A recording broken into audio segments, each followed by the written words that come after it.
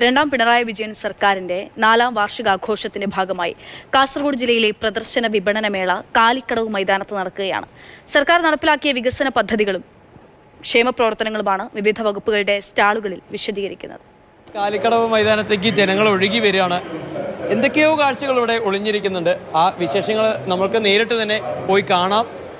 അതിനെക്കുറിച്ചുള്ള അഭിപ്രായങ്ങൾ ഇവിടെ കാണാനെത്തുന്ന നാട്ടുകാരിൽ നിന്ന് തന്നെ നേരിട്ട് അറിയുകയും ചെയ്യാം.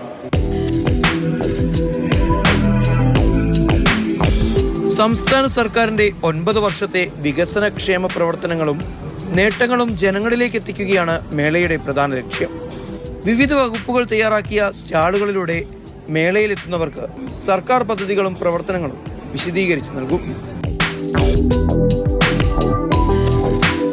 നമുക്ക് ഇവിടെ 5 സ്റ്റാളുകളിലായിട്ട് നമ്മുടെ വിവിധ വിഭാഗങ്ങൾ, അതായത് കുട്ടികളുടെയും സ്ത്രീകളുടെയും സംരക്ഷണം, വികസനം, അതുപോലെ തന്നെ ശാക്തീകരണം, ഈ മേഖലകളെ സംബന്ധിച്ചിട്ടുള്ള ഒരു പ്രദർശനമാണ് നമ്മളിവിടെ സജ്ജീകരിച്ചിട്ടുള്ളത്.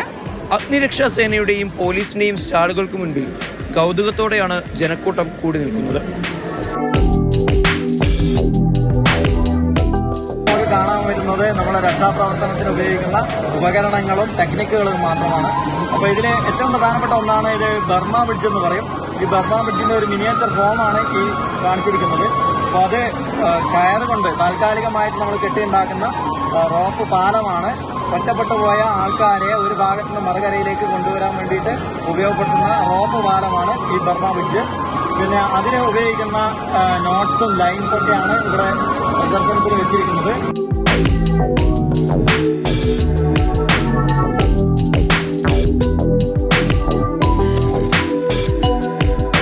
വാക്കാൽ പറഞ്ഞിട്ട് ജനക്കൂട്ടം പിരിഞ്ഞു പോകാത്ത അവസ്ഥ ഉണ്ടാകുമ്പോൾ നമ്മൾ റൈഫിൾ ഉപയോഗിച്ചിട്ട് ഫയർ ചെയ്യുകയൊക്കെ ചെയ്യുന്നത്. അപ്പോൾ ആദ്യം തന്നെ റൈഫിൾ ഉപയോഗിക്കില്ല, ആദ്യം ടിയർ സ്മോക്ക് ഫയർ ചെയ്യും, അതിനുശേഷം ആൻറ്റി റൈറ്റ് ഫയർ ചെയ്യും, അതിനുശേഷമാണ് റൈഫിൾ ഉപയോഗിച്ച് ഫയറൊക്കെ ചെയ്യുന്നത്.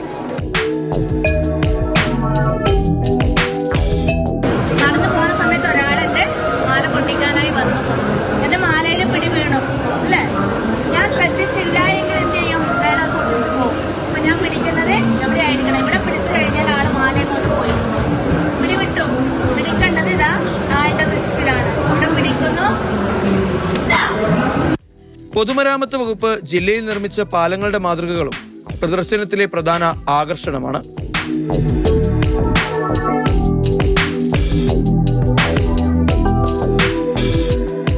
കിഫ്ബി പദ്ധതിയിലൂടെ കാസർഗോഡ് ജില്ലയിലുണ്ടായ വികസന പ്രവർത്തനങ്ങൾ ആധുനിക സംവിധാനങ്ങളുടെ സഹായത്തോടെ കാണാനും മനസ്സിലാക്കാനുമുള്ള സംവിധാനങ്ങളും ഇവിടെ സജ്ജം.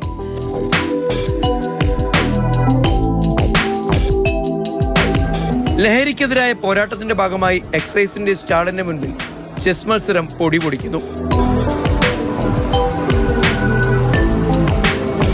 പൊതുജനങ്ങൾക്ക് സർക്കാരിന്റെ ലഹരിവിരുദ്ധ പ്രവർത്തനങ്ങൾക്ക് ഒപ്പുശേഖരണത്തിലൂടെ പിന്തുണ നൽകാം. ലീഗൽ മെട്രോളജി വകുപ്പിന്റെ സ്റ്റാളിന്റെ മുൻപിൽ നിരവധി സംശയങ്ങളുമായാണ് നാട്ടുകാർ എത്തുന്നത്. വരുന്ന ആളുകളോട് നമ്മൾ അങ്ങോട്ട് ചോദിച്ച് എന്താണ് ലീഗൽ മെട്രോളജി, നിങ്ങൾക്കറിയോ എന്ന് പറഞ്ഞ് ലീഗൽ മെട്രോളജിയുടെ സർവീസും സാധ്യതകളും അവരറിഞ്ഞിരിക്കേണ്ട കാര്യങ്ങളും നമ്മളവരെ ബോധ്യപ്പെടുത്തുന്നുണ്ട്. അങ്ങനെ ഒരു അവസരം നമുക്ക് ഈ ക്യാമ്പിലൂടെ നമുക്ക് സാധിച്ചിട്ടുണ്ട്. പൊതുവിദ്യാഭ്യാസ വകുപ്പിന്റെ സ്റ്റാളിലേക്ക് വന്നാൽ മിടുക്കന്മാരുടെയും മിടുക്കികളുടെയും പുത്തൻ കണ്ടെത്തലുകൾ കാണാം.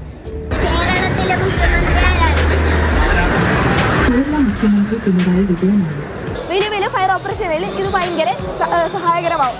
ജീവിതം ഭയങ്കര ഡേഞ്ചറാണ്. ഓക്കെ, അപ്പോൾ അതിന് വേണ്ടിയിട്ട് നമുക്ക് ഇത് ഭയങ്കര ഉപകാരമാവും. അപ്പോൾ റെസ്ക്യൂ ഓപ്പറേഷനെല്ലാം ഇത് നല്ല ഉപകാരമാവും.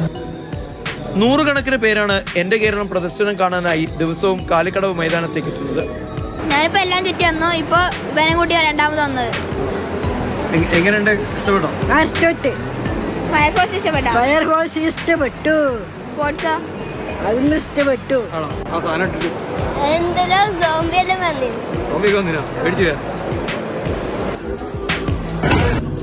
വിവിധ വകുപ്പുകളുടെ സ്റ്റാളുകൾക്ക് പുറമെ വിപണനമേളയും ഒരുക്കിയിട്ടുണ്ട്. കുടുംബശ്രീ പ്രവർത്തകരുടെ മെഗാ ഫുഡ് കോർട്ടും പുസ്തകമേളയും ഇതിൽ ഉൾപ്പെടുന്നു. വൈകിട്ട് നടക്കുന്ന കലാപരിപാടികൾ കാണാനും ഇവിടെ വൻ തിരക്കാണ് അനുഭവപ്പെടുന്നത്.